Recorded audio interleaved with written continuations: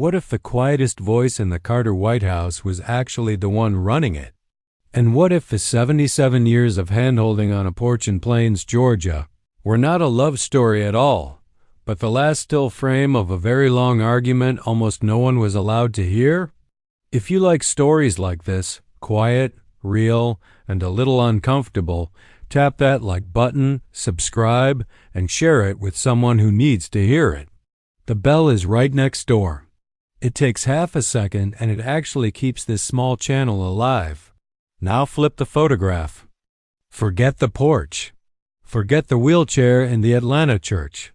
Forget the 7 decades of holding hands the way America wanted to remember them. There is a different Rosalynn Carter hidden in plain sight, and the public almost never met her. She was born in August 1927 in Plains, Georgia, 3 miles of red dirt from the church where she would be mourned 84 years later. Her father, Edgar, drove the school bus, ran a garage, and farmed a little on the side. In the Depression, that was 3 jobs adding up to almost nothing. Her mother, Allie, sewed for other people and took in laundry. In 1940, when Rosalynn was 13, Edgar was diagnosed with leukemia. He was 39. She was the oldest of 4 children. Her father called them into his room and told them 2 things. He was dying, and he wanted them to go to college. A few weeks later he was gone, and Rosalynn became the one who kept the house running, cooking, watching the younger children, holding grief in her chest because her mother believed that talking about pain did not accomplish anything.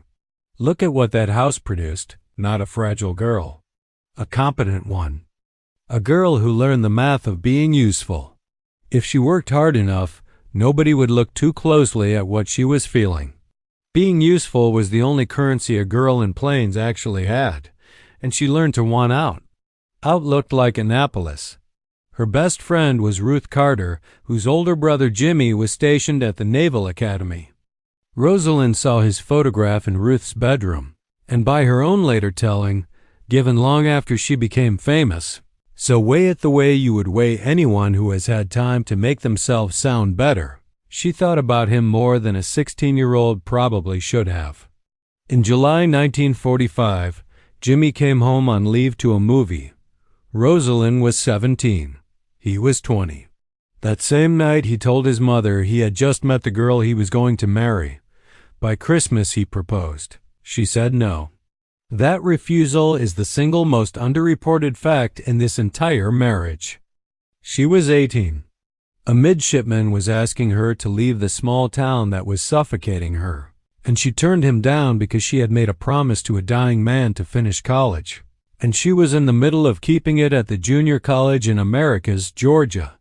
In February 1946, he asked again. She said yes. Whatever she extracted from him in those 6 weeks is not in any record I can find. What is in the record is that, from the very first negotiation of their lives together, she made him ask twice. They were married on July 7, 1946, at the Plains Methodist Church. He was 21.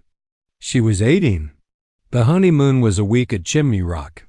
Then they drove to Norfolk, Virginia, where a junior officer's pay would have to cover them both. The Navy years, by her own account, were the happiest of her life.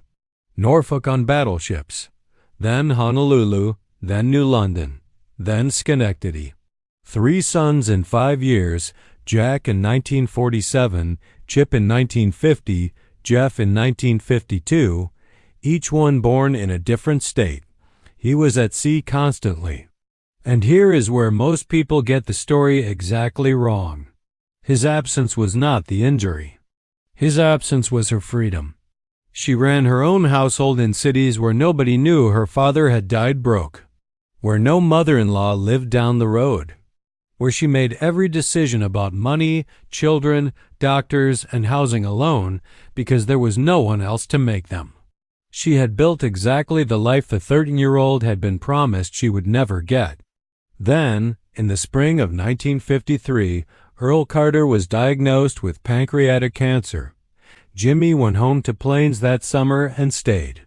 Earl died in July. Jimmy came back to Schenectady, walked into the kitchen and told Rosalynn he was resigning his commission and taking them all back to Plains to run the peanut farm. He did not ask her. She has said, in print, that she argued with him the whole way, and that it was the angriest she had ever been at him in their marriage, the first genuine rupture in 7 years. She had nothing waiting for her in Plains except the version of herself she had spent her entire adult life escaping. She argued. She lost. In the fall of 1953, they moved back to a town where they qualified for public housing, Apartment 9A, which is how the future President of the United States became the only modern commander-in-chief who had ever lived in government-subsidized housing. The first crop year, 1954, was a drought. The Carter peanut business cleared about $200 for 12 months of work. They were functionally broke. And then Rosalynn did something nobody in either family expected. She went to the warehouse and took the books. She signed up for a correspondence course in accounting and taught herself the rest. Within a few years, she was running the payroll, the ordering, the scales, and the books. Farmers coming in to sell their crop dealt with her. His later estimate in print was that she knew as much about the business as he did. The practical record is not ambiguous. When he started running for office and disappeared for months at a time, the company kept operating because she was the one operating it. That is the unspoken trade she made in Plains. She lost the argument about where to live. Then she went and acquired the one thing the argument had cost her: control. Not over him, over the money. And for the next 20 years, almost every major fight in this marriage runs on the exact same mechanism. He decides, she objects, he wins. She then takes possession of some piece of the resulting situation and runs it better than he ever could have. In 1962, Jimmy ran for the Georgia State Senate and lost a race that was stolen in front of witnesses in Quitman County. He fought it and had the ballots overturned in time to be seated. Rosalynn began campaigning. She was terrified of public speaking, physically terrified, not just shy. Her solution was not to conquer the fear. She rooted around it. She went door to door, county to county, alone in a car, shaking hands one at a time. That suited a woman who had spent her adolescence being competent quietly. In 1967, he had a religious experience in the woods with his sister Ruth, the language of being born again. He talked about it publicly for the rest of his life. It became central to his identity and his national brand. She did not follow him into it. Rosalynn was a lifelong Methodist who taught Sunday school and prayed daily. But she never spoke the language of surrender. Over the years, she developed a quiet, visible impatience with the parts of his faith that got in the way of winning. Their fourth child, Amy, was born in October 1967. The only one of the four whose entire childhood would be public property.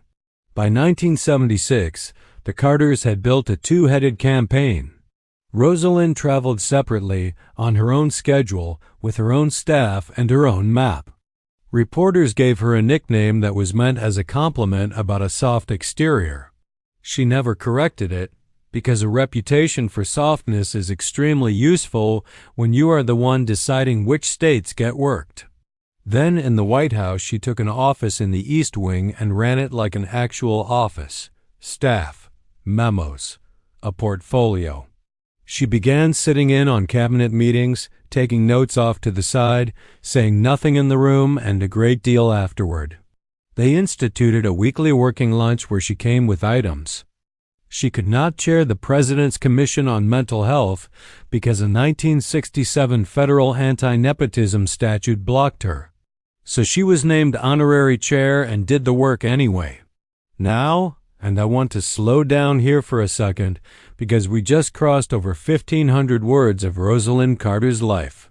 If you have ever lost an argument that quietly set the next 20 years of your life, and then instead of breaking, you walked into a warehouse and taught yourself the math, go to the comments right now and drop one word, me 3 letters, no story needed. There are thousands of you. I have read them on smaller channels than this, and the room is real. Now let's keep going." Then, in the summer of 1977, he sent her to Latin America. 7 countries in 13 days. She took Spanish lessons. She was briefed by the State Department. She carried substantive discussions with heads of state who had assumed they were receiving a courtesy visit from a president's wife. The reaction at home was harsh. The objection was always the same line in different mouths: nobody elected her. She kept going anyway. Now, and this is where the entire story turns, somewhere in 1970, Rosalynn was working a shift change at a Georgia cotton mill when a woman on the line told her she worked nights, so she could be home during the day with a daughter who was mentally ill. Rosalynn started asking about it everywhere she went. Families were doing this alone. There was nothing. When she got home, she walked into her own husband's receiving line and asked him what he intended to do about mental health in Georgia. He told her they would have the best program in the country, and he would put her in charge of it. Georgia went from 16 community mental health centers to more than 100 during his single term as governor. So, on February 7, 1979, Rosalynn Carter walked into a Senate hearing room and testified under her own name. The first sitting First Lady to do it since Eleanor Roosevelt, she was there to get a bill. On October 7, 1980, 3 weeks before the election, Jimmy Carter signed the Mental Health Systems Act into law. It was the first serious federal rewrite of American mental health policy since 1963. Money for community centers, for the chronically ill, for children. Then, and this is the part no one likes to say out loud, in August 1981, Ronald Reagan's Budget Reconciliation Bill converted almost the entire act into block grants and gutted the funding. The law was effectively dead before a single new dollar reached most of the programs it had authorized. She had spent a decade on it. It lasted less than a year on the books. That is the personal injury of the Carter presidency for her, not Iran. This, from November 1979, when the embassy in Tehran was seized, the White House had 52 hostages and no real leverage. Jimmy made a decision he never reversed. He would not campaign.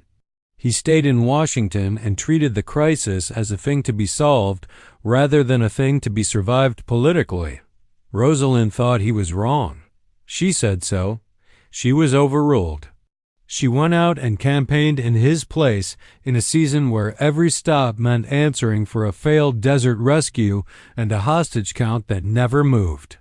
He lost 44 states. There is a documented asymmetry in how the two of them handled that loss. He came to terms with it fairly quickly. The theology helped. The temperament helped. She did not. She said publicly that she was bitter and that she was angry at the country in a way he never allowed himself to be. She was 53 years old. She had lost the office, the program, and the argument, all inside 12 months. Then they came home to Plains and discovered they were about $1 million in debt. The peanut business had been in a blind trust for 4 years and had been badly managed while they were gone. They sold the warehouse. The thing she had taken over in 1954, taught herself accounting to run, kept alive through 4 campaigns to pay off what the trust had lost. She was back where she started, same small town, less than she had when she left. And this time nobody was going to hand her an institution to run. So she built one. The Carter Center opened in 1982, and she quietly took mental health as her portfolio and simply kept working for the next 40 years. In 1984, Rosalynn published her own book, First Lady from Plains, while the wounds of the Carter years were still fresh. It is where the 1953 argument about the Navy resignation is on the record in print. It came out 3 years before Jimmy ever published his own account of the White House years. She spoke first. The wife whose story was supposed to be told by her husband's library told her own version first. And look at the family record she was up against, a presidential library, a Nobel Prize, an authorized shelf of his memoirs, and the gravitational pull of a man who wrote 30 books.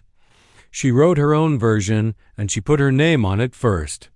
Then, in 1987, the Carters sat down to co-write a book called Everything to Gain, Making the Most of the Rest of Your Life. He wrote fast, in bursts, and considered a draft finished. She wrote slowly, revised endlessly, and considered nothing finished. They were working from the same computer files, which meant each could rewrite the other. He would change her paragraphs. She would change them back. They stopped speaking about it and started leaving each other notes on the screen. Both of them described the period afterward as the worst experience they ever shared inside the marriage. The resolution was almost surreal. The editor at Doubleday had to intervene. The solution they agreed on was to mark disputed passages by author, so that certain paragraphs in the finished book carry initials showing which Carter actually wrote them. A peace treaty on the page. Two people who could not agree on a shared version of their own life resolved it by publishing their separate versions side by side and marking whose was whose. Nothing else in the public record tells you as much about what this marriage actually was. Not a merger of two voices into one. A working negotiation between two people who both intended to keep their own. Here is a challenge before we close. 3 choices. Pick exactly one in the comments below. 1. The warehouse in 1954. 2. The Senate hearing room in 1979. 3. The screen name they left notes on in 1987? Which of those 3 moments is the moment Rosalynn Carter most clearly told the world she was not going away? Be honest with yourself. There is no wrong answer. There is a wrong silence. Type it now.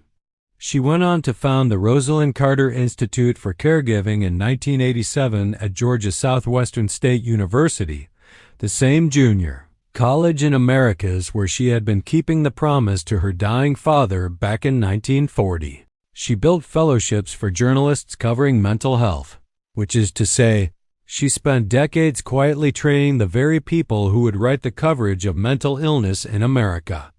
The woman who could not stand to give a speech ended up shaping how an entire subject was reported in the country. In May 2023, the family announced she had been diagnosed with dementia. She had spent her adult life defining herself as the person who takes care of everyone, starting at 13, with 3 younger siblings and a dead father. She ended as the one being cared for in the house in Plains by a husband in hospice who had outlived every prediction. She died on November 19, 2023, at 96. Now go back to the photograph. It is not the picture of a woman who followed a man. It is the last frame of a 77-year argument she conducted almost entirely out of public hearing. Because she was raised in a house where you did not make a scene. Because she figured out very young that a woman who appears to be in agreement is a woman no one thinks to stop. The country kept seeing the soft exterior and mistook it for a posture. The country called her the Steel Magnolia, and she spent a lifetime deciding exactly which of those 2 were worth showing the room. That part she chose, and she chose it on purpose.